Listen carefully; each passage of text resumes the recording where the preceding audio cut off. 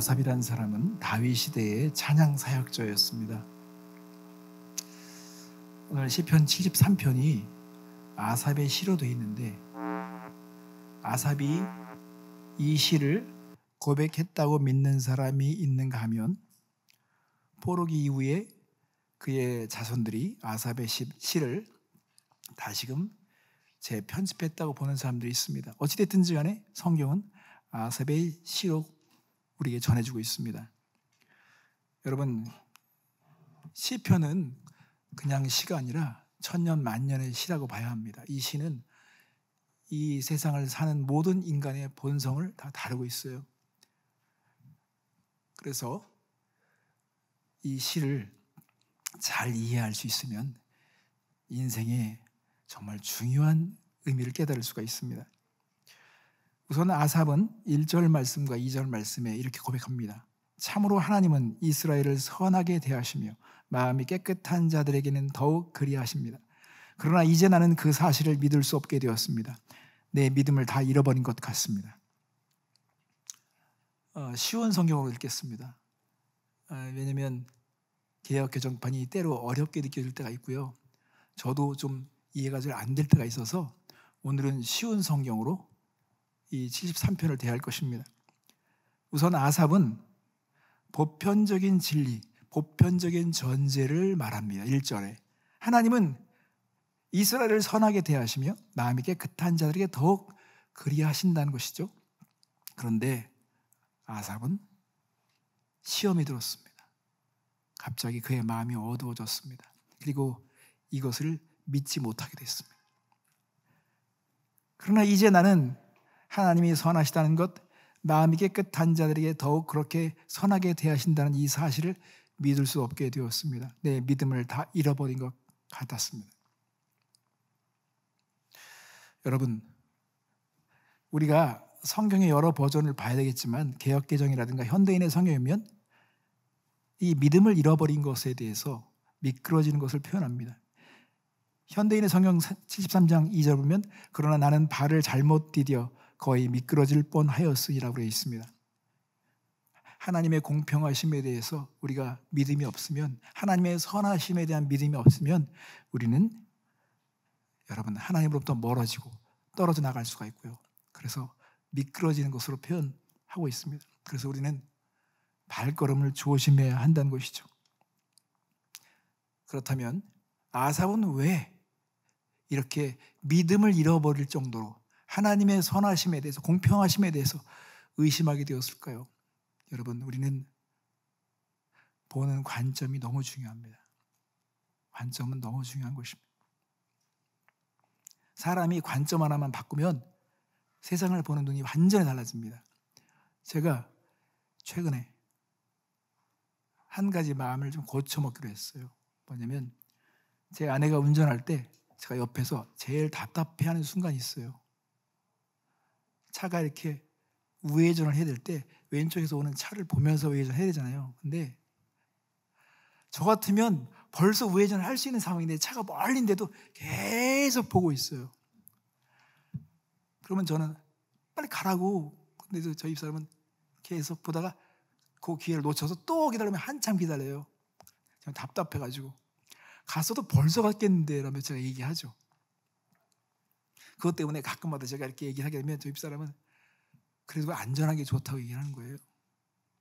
근데 갑자기 불현듯 무슨 생각이 드냐면요, 그래, 우리 아내가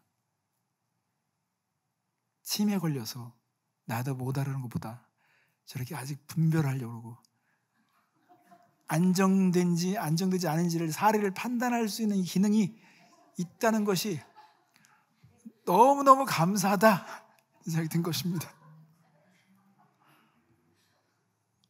이걸 우습게 생각하면 안 돼요. 이제 60이 넘으면 어느 순간에 갑자기 못 알아볼 수 있어요. 뭐 이상한 얘기하고. 이게 지금 우리의 이야기잖아요. 오늘 현 시대의 이야기입니다. 그래서 그래, 이렇게 착하고 한결같은 아내를 주신 하나님께 감사하자. 아직 도로에서 나를 위해서 운전해 줄 수 있는 아내가 있는 걸 감사하자. 그리고 안전을 취하기 위해서 사리분별하며 차가 오는지 안 오는지를 보는 이런 기능이 아직 활동이 있다는 걸 감사하자. 그러니까요, 갑자기 되게 여유가 있어지는 거예요. 제가 이런 아내를 어디서 만나겠습니까? 한 살 한결 같잖아요. 이게 막 기폭이 심하지 않아요. 저희 아내는요, 항상 똑같아요. 그러니까 안정감이 있어요. 저희 장모님이 원래 그러셨어요. 전화 받으면 여보세요. 그러니까요, 우울한 권사님들이 아침에 기분이 찜찜하면 권사님한테 전화 받고 싶어요. 그럼 갑자기 날이 확 밝아진다는 거예요. 여러분, 우리는 관점을 어떻게 받느냐에 따라서 이게 보는 눈이 달라집니다. 그런데 아삽이 사역자이면서도요, 갑자기 그가 인간적인 관점으로 인생을 바라보게 되었습니다. 자, 이 인간적으로 관점으로 세상을 바라보잖아요. 그러면 여러분, 시기심이 활동하기 시작합니다. 시기심이 활동하면 여러분, 우리의 마음은 부패되기 시작합니다. 이 시기심이 막 활동하잖아요. 그러면 이 분노라는 괴물이 막 활동해서요, 우리를 불행으로 몰고 가는데, 보십시오. 3절과 4절 말씀 보십시오. 악인의 번영과 형통함에 대해서 시기하기 시작합니다. 왜냐하면 악한 사람들이 잘 사는 것을 보고 나는 그런 교만한 사람들에게 질투를 느꼈기 때문입니다. 그들은 마음에 갈등도 없고 몸은 건강하고 강합니다. 여러분, 시기심에 사로잡힌 사람은요, 보고 싶은 것만 봅니다. 듣고 싶은 것만 듣게 되어 있습니다. 그래서 어려운 것이죠. 여러분, 세상에 악한 사람은 다 번영할까요? 악한 사람은 모두가 다 건강한 것입니까? 그들은 다 강한 것입니까? 우리는 그런 사람들이 보이는 것입니다. 그래서 그들의 행복을 시기하기 시작합니다.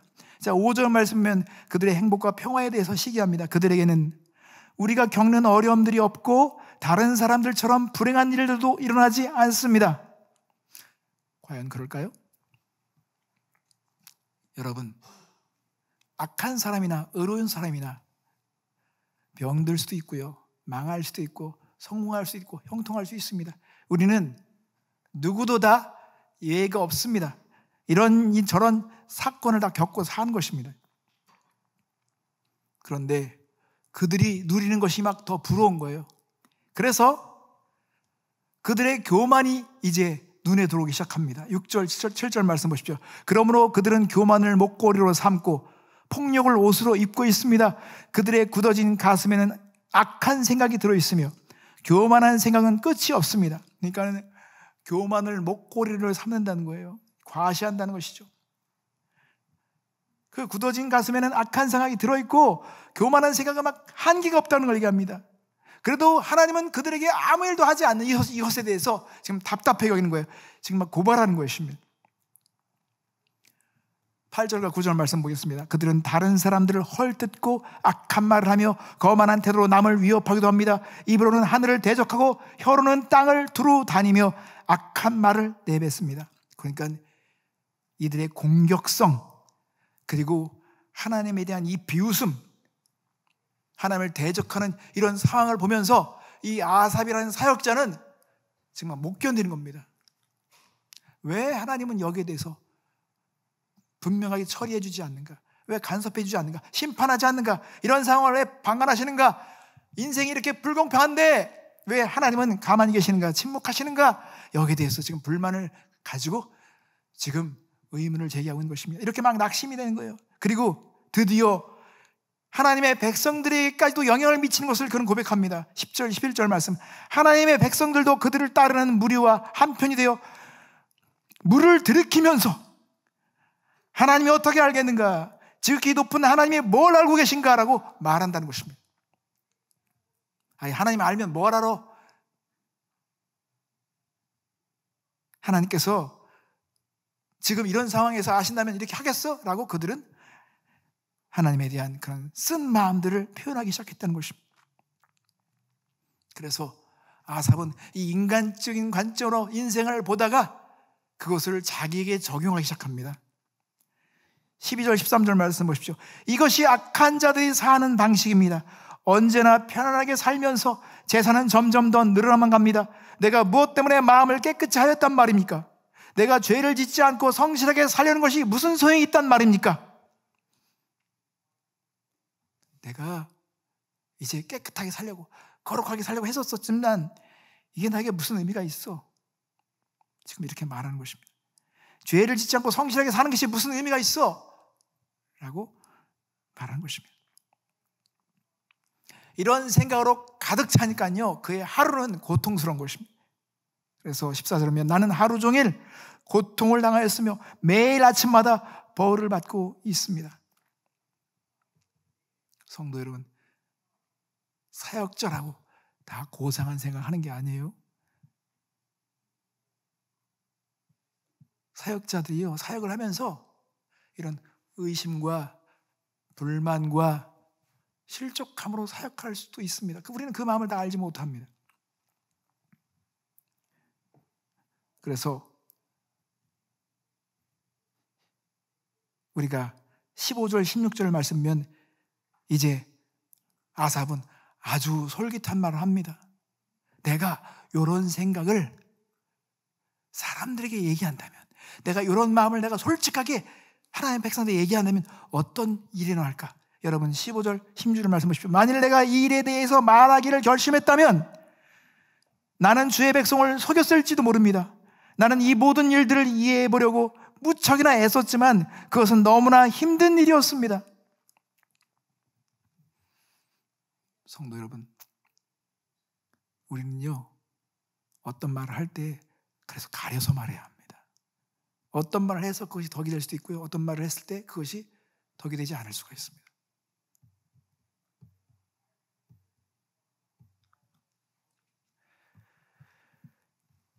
이렇게 아삽은 마음 가운데 무엇인가 배신을 당한 것 같은, 자신 안에 무거운 짐이 있는 것을 지금 느끼고 있습니다. 그런데 아삽이 관점이 바뀌어지는 상황을 이제 17절에 말하고 있습니다. 여러분 17절 말씀 보십시오. 그는 하늘의 관점으로 인생을 보기 시작했습니다. 그러나 하나님의 성전으로 나아가서야 비로소 그들에게 무슨 일이 일어날지 깨닫게 되었습니다. 똑같은 것을 보지만 우리가 어느 관점으로 보느냐에 따라서 해석이 달라지는 것을 알 수가 있습니다. 인생은 퍼즐 맞추기라고 말하잖아요. 처음에는 이 퍼즐을 조각들을 보면요, 무슨 그림인지 잘 보이지가 않습니다.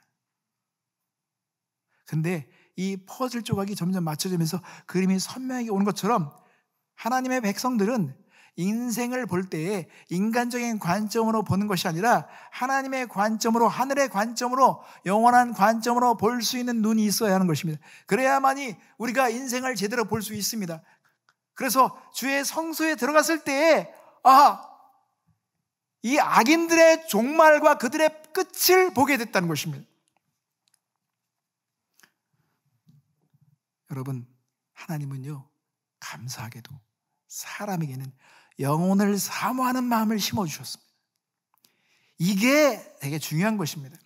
자, 전도서 3장 11절 말씀은 하나님이 이 모든 것들을 지으시되 때를 따라 아름답게 하셨고 또 사람들에게 영혼을 사모하는 마음을 주었느니라. 그러나 하나님이 하시는 일의 시종을 사람으로 측량할 수 없게 하셨도다. 이게 왜 중요하냐면 우리가 인생을 볼 때 영혼이라는 관점, 이 영혼이라는 관점으로 인생을 보지 않으면 우리는 이 세상에서 의미 있는 삶이란 말에 대해서는 여러분, 그것은 그 자체가 별로 의미가 없는 것입니다. 우리에게 영원한 삶이 없고 내세가 없다면, 지옥과 천국이 없다면 우리가 이 세상에서 의롭게 살고 깨끗하게 살고 바르게 사는 것이 무슨 의미가 있겠습니까? 이집트의 피라미드를 보십시오. 이 피라미드를 짓기 위해서 피라미드 하나를 짓기 위해서 40년이 걸려서 10만 명이 동원돼서 피라미드를 짓잖아요. 그들은 내세를 믿지 않으면 왜 이렇게 하는 것입니까?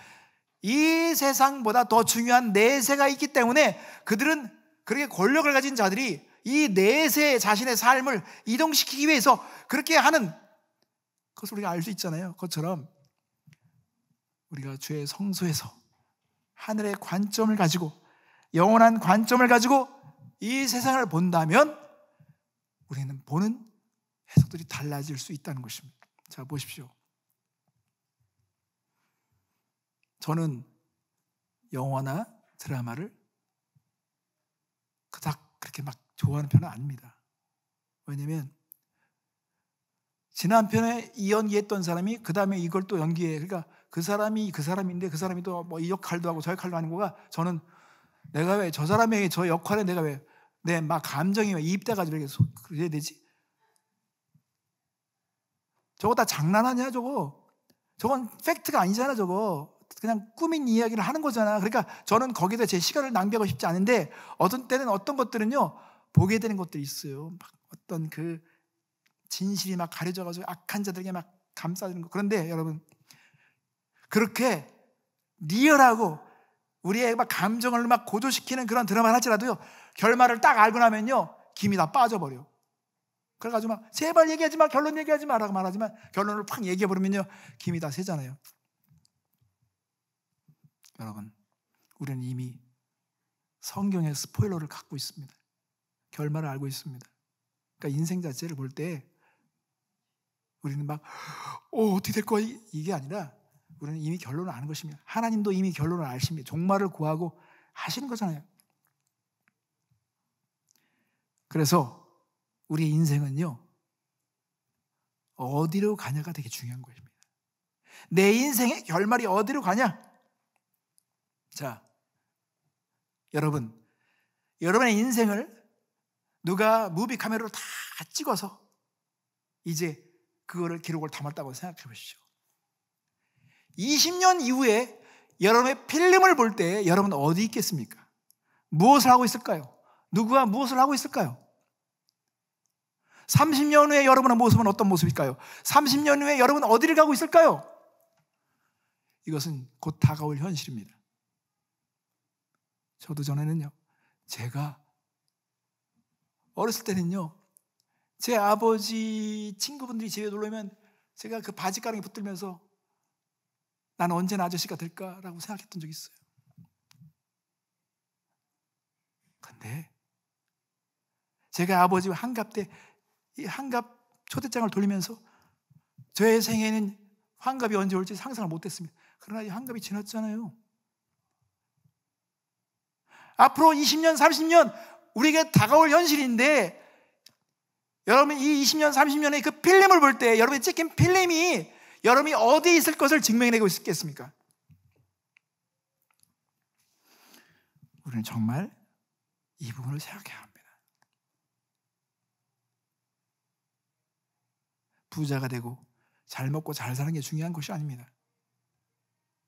인생은 철이 들어야 돼, 철이.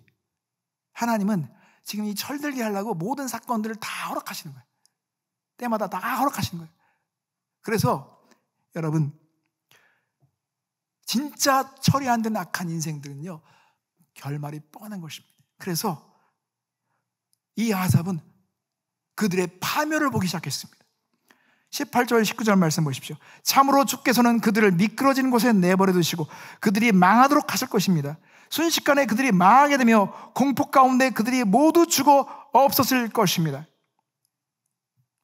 지옥으로 가는 길은 다양합니다.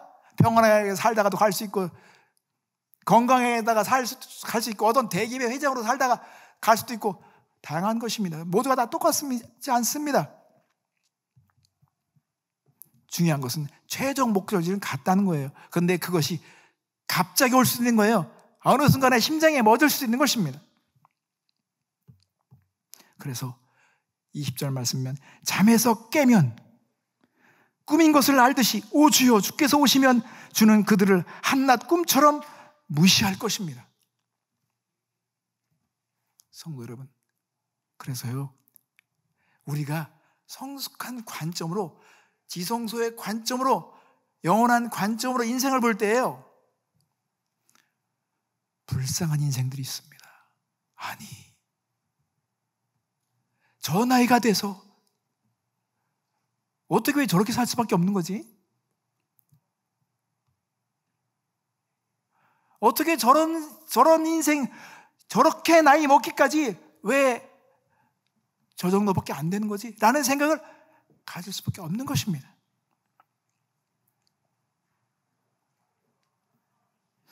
우리가 불쌍히 여기는 그런 관점도요, 달라요. 우리는 성경적인 관점을 볼 때 진짜 복된 사람이 누구냐, 복을 잃은 사람이 누구냐라고 했을 때 그 관점을 어떻게 두냐에 따라 다른 것입니다. 그래서 21절, 22절 말씀이면 내 마음이 슬프고 가슴이 찢어질 듯 아파도 내가 어리석은 탓에 깨닫지 못하고 있었습니다. 나는 주 앞에서 마치 짐승과 같았습니다. 여러분,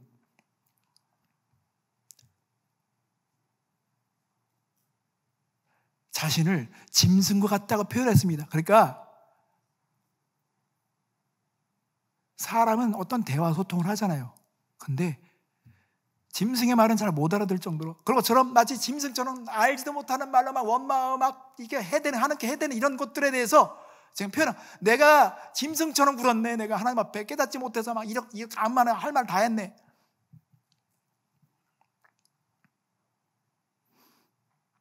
그래서 여러분, 우리는 진짜 좋을 때, 그리고 정말 최악의 상황일 때 우리의 반응이 어떤 것인지를 잘 관찰해 봐야 합니다. 그래서 이 아삽은 이 지성소에서 이 악한 자들의 그 종말을 보게 되면서부터 또 의로운 자들, 하나님을 사는 사람들이 가지고 있는 보상과 그 부유함에 대해서 지금 고백하게 되었습니다. 23절 24절 말씀, 그러나 나는 이제 주와 항상 함께 있습니다. 주께서 주의 오른손으로 나를 꼭 붙들어 주십니다. 주의 가르침으로 나를 인도해 주시고 후에는 나를 영광 가운데 영접해 주실 것입니다. 하나님의 백성들의 보상은 무엇입니까?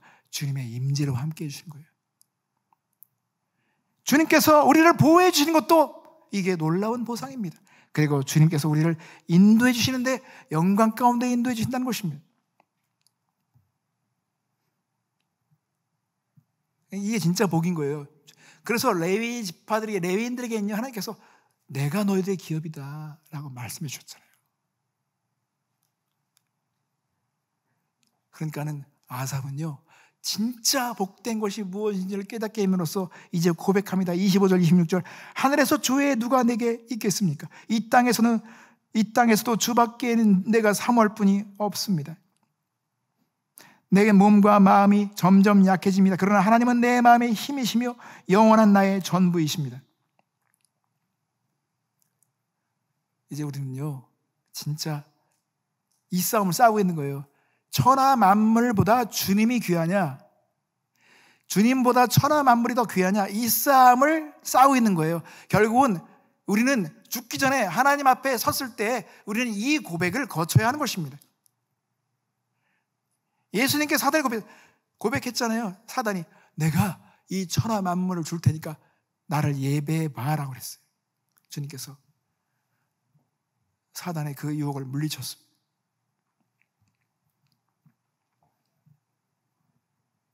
천하 만물을 얻는 것보다 주님을 예배하는 것, 주님을 소유한 것이, 주님과의 관계가 더 중요하다고 주님께서 보신 것입니다. 그래서 아삽은 자신의 책임과 사명감을 깨닫습니다. 그게 뭘까요? 하나님에 대한 사명감, 책임감, 그리고 사람에 대한 사명과 책임감을 말합니다. 자, 27절 28절 보겠습니다. 주를 멀리하는 자는 망할 것입니다. 주께 신실하지 못한 자들은 주께서 멸하실 것입니다. 나의 복은 하나님을 가까이 하는 것입니다. 주 여호와는 나의 피난처이십니다. 주께서 하신 모든 일을 내가 전파하겠습니다. 그러니까 하나님에 대한 자신의 사명과 책임은 하나님께 더 가까이 해야 된다는 것입니다. 더 신실해야 된다는 것입니다. 그리고 주께 가까이 하는 것이 복이라는 것을 알기 때문에 그렇게 고백하는 것입니다. 또한 사람들에게는 주님께서 내게 행한 일들, 모든 일을 내가 전파하겠다는 것입니다. 저는 이번 주에요, 참 행복하며 놀라운 경험을 했습니다. 제가 이 LA에 김진수 집사님과 비슷한 두 명의 실력 있는 음악가들이 있어요. 근데 한 형제가 그 늦둥이를 봤는데 늦둥이가 다운 증후군으로 있어요. 6살인데 지금 지능은 지금 1살이 됐다고 해요. 근데 그 형제가 페이스북에 사진도 올리고 글들 올리면 제가 마음이 좀 찌해가지고 그래 그 가족들을 키우는데 애를 쓰시는구나. 그래서 정말 가성비 좋은 카메라 하나를 사서 선물했어요. 이 아이들 추억을 담아주라고. 근데 이 형제가 가끔마다 카톡으로 보내요 저한테. 목사님 감사해요. 이 사진 너무 잘 나와요. 너무 막 감사해요. 그래서 제가 어휴 별로 한 것도 없는데 감사해요. 한 2, 3개월에 한 번씩 탁탁 보내는데 최근에는 이 카메라를 익혀가지고요 세계 프로젝트로 돈을 벌게 됐다는 거예요. 그래서 자기가 꼭 밥을 사야 되겠다는 거예요. 아이고 그러나 근데 제가 사실은요 이 형제가 그렇게 감사한 말을 보면서 제가 가지고 있는 좋은 거를 더 주려고 좀 준비하고 있었어요. 이 형제가 이렇게 한 번 하면 열심히 하는 형제라는 걸 알기 때문에. 근데 정말 실력을 발휘해서 그 분야에 이제 이 영상 뭐 행사 같은 데 이제 불려다니기 시작했더라고요. 그래서 제가 지난 금요일 날 다른 렌즈하고 또 카메라를 가지고 갔어요. 주려고. 근데 이 형제는 모르죠. 근데 그 형제가 또 한 형제를 데리고 왔어. 근데 그 형제를 데려왔는데 그 형제는 애 5인데 첫째가 다운 증후군이에요. 5애를 키우는데. 근데 이 두 형제가 왜 이렇게 밝은 거야? 근데 제가 이건 가짜가 아니라는 걸 느꼈어요. 뭐냐면 그러는 거예요. 목사님, 저는요 집에 차를 딱 세우면서 파킹장에서 뛰어갈 수밖에 없어요. 왜 그럴까? 그 막내 아이가 너무 보고 싶어가지고 뛰어간다는 거예요. 여러분, 애를 4, 5 키우는데 거기에 다운 증후군이 있으면 집안 전체가 다 얼마나 많은 대가를 지불해야 할까요? 근데 애를 더 하나 낳을 수 있으면 낳겠다는 겁니다. 이 아이를 키우면서 겪는 이 행복감과 이 만족감이 너무 커서 애를 하나 더 주면 받겠다는 거예요. 그리고 실제 그 5째 거기는 첫째가 다운 증후군인데 밑으로 4을 더 낳았어. 성도 여러분, 우리의 삶은요 이렇게 우리가 상상할 수 없는 일들을 겪고 사는 사람이 있어요. 어떤 사람은 그런 상황이 되면요 죽을 생각을 했을 거죠. 내 인생은 왜 이런 거야 라고 말했죠. 그러나 이 형제들은 그렇지 않았어요. 너무 행복해요. 그리고 시간을 30분으로 쪼개서 살아요. 일주일에 정말 하루에 20형 레슨을 하면서 막 이걸 감당해내야 되는 것입니다. 와, 제가 도전받았습니다. 그리고 진짜다. 이거는 그냥 위로받으려고 표현하는 게 아니라 진짜 행복하다. 그냥 파킹장에서 그 애를 보고 싶어서 달려가야 된다는 거예요. 이제는 1살 정도의 지능이 되니까 반응하는 것 때문에 더 행복하대. 알아보고 막 이렇게 하니까. 여러분, 우리의 인생은요 누구를 만나느냐, 어떤 관점으로 사는가가 완전히 다릅니다. 우리가 하늘의 관점, 영원한 관점으로 우리 인생을 보지 못한다면 우리는 그 어디선가 시기심으로 다른 사람의 행복을 질투하며 시기하면서 우리의 인생을 다 망가뜨릴 것입니다. 기회를 다 놓치게 될 것입니다.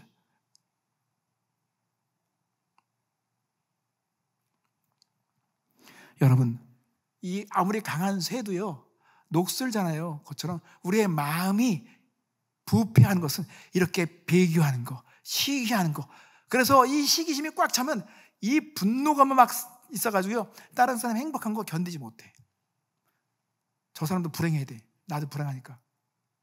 아니죠. 그러니까 인생이란 게임이 무엇을 위해 존재하는지를 알지 못하기 때문에 계속 그렇게 희생되는 것입니다. 여러분, 우리는 얼마나 많은 걸 아느냐가 중요한 게 아닙니다. 우리가 지금 어디를 향해 가고 있는지를 생각해야 합니다. 누구 앞에 서려고 하는지 생각해야 하는 것입니다. 진화론자 면전 앞에 서면 우리는 무신론자가 될 것이겠죠. 그러나 주의 성수 앞에 머물게 됐을 때 우리는 우리가 받은 복이 얼마나 놀라운 것인지를 깨닫게 될 것입니다. 성도 여러분, 오늘 이 아삽의 시가 우리 마음에 진정한 고백이 되었으면 좋겠습니다. 하나님은 선하세요. 그리고 우리를 위해서 꼭 필요한 일들을 허락하신다는 것입니다. 그걸 통해서 우리를 변화시키기 원하시는 것입니다.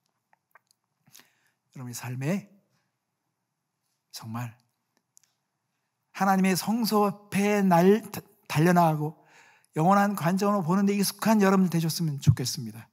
그것이 여러분을 만지시고 여러분을 승리케 하실 것입니다. 함께 기도하겠습니다.